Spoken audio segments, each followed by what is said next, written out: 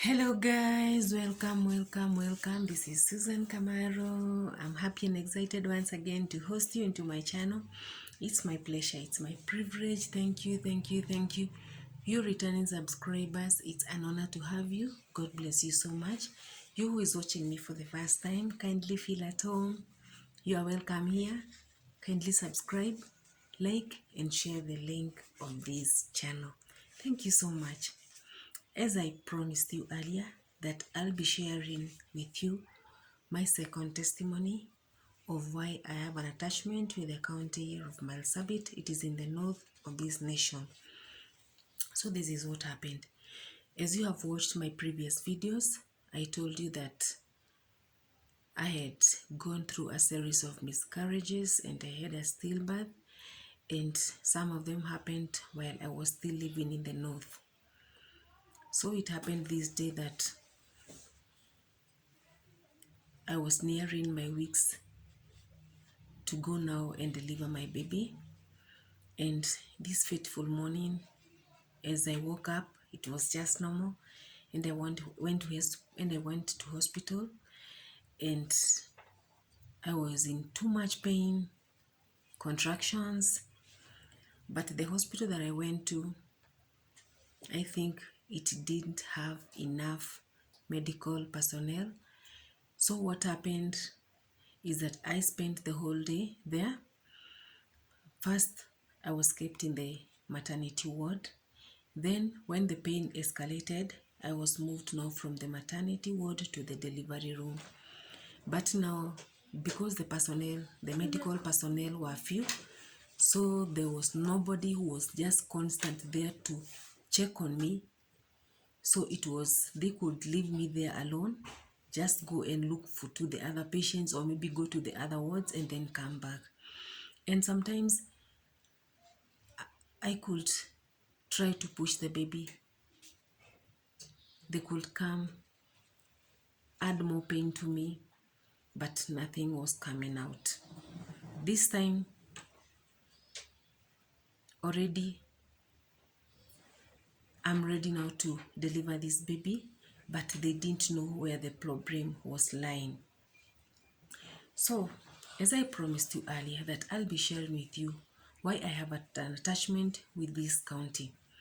Now this day, when my baby now, it was already in the evening, and my baby is not yet born, and I'm still struggling in that bed.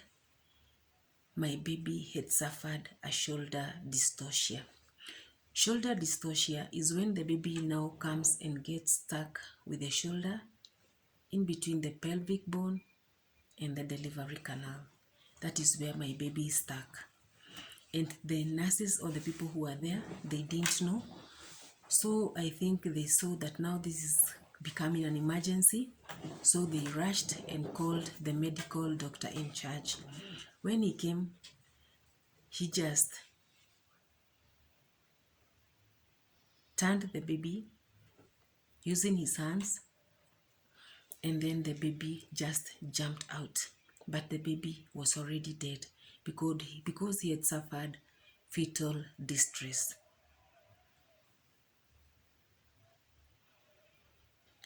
When something happens like this, it could have been an emergency CS. That is what they could have done to me, and they could have saved the baby. And I remember, because it was very painful, after that happened, because on their side it was negligence, they hid my ANC card, that booklet that mothers are given. They hid it because they thought that I was going to sue them, but they hid it. But in that moment, I was going through a lot of pain. Emotionally, physically, it was painful.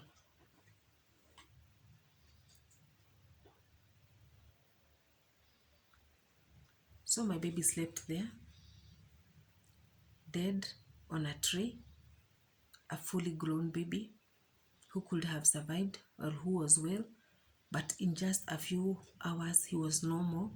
He had died due to negligence. And the following morning, I was told, you have to carry your baby, you have to go and bury your baby.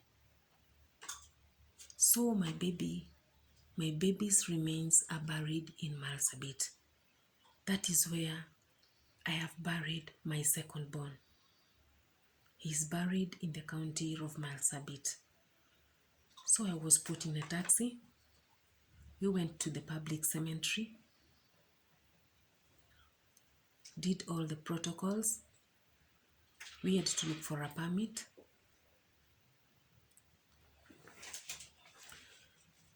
Look for some clergy, buy the necessary things that are needed.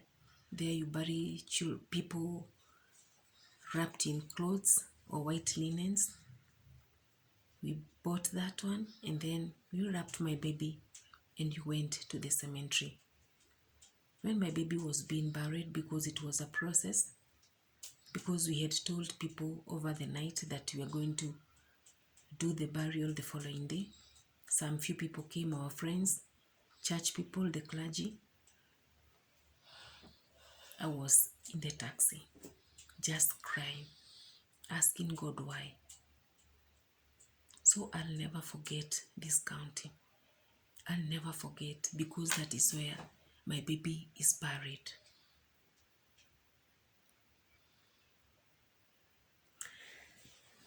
I want to talk to people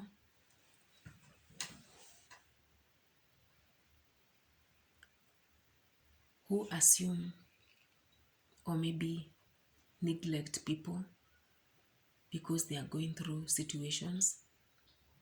Mine, it was a medical negligence. If I wanted to sue these people, I could have done it, but already they had removed every evidence. Whatever drugs or medication they gave me while on that bed, I could not explain it because it was a lot. 2 people had been assigned to the maternity ward, and both of them could come at an interval, check me how I am going or how the process is going. If it's adding some drugs to add more pain, they will add. Then I will stay for another hour. Another nurse will come again, do the same.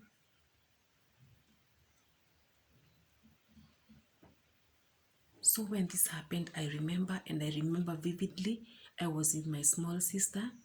They started blaming one another. This one told the other, when I was here, this baby was alive and kicking. His heartbeat was okay. When what happened, it was a blame game for both of them. It has taken me a long time for me to forgive them. But when I started sharing my testimony on this YouTube channel, I came to realize that when you share, you get healed, or you heal yourself, your soul, your spirit, your emotions, and your body. And that is what happened. I have forgiven those people, everybody who made me either lose a baby or maybe go through a process. I have forgiven them, and God has blessed me again with children. To those people who stood with us, even those trying moments, God bless you.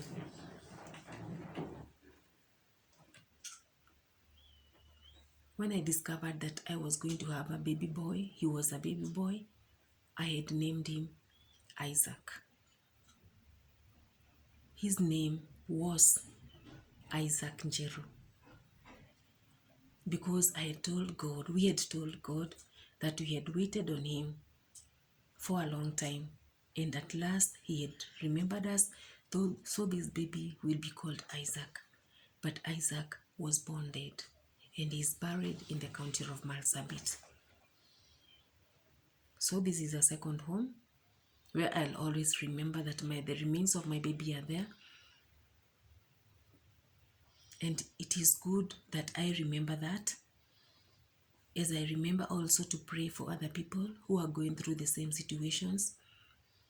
Every day, thousands of women are losing children due to negligence. Every day, private and public hospitals, sometimes you go to the hospital, there is not enough medical personnel to address you personally because you are many. Sometimes it's not their fault because they are few, but now the demand is high. So I would urge the government, kindly,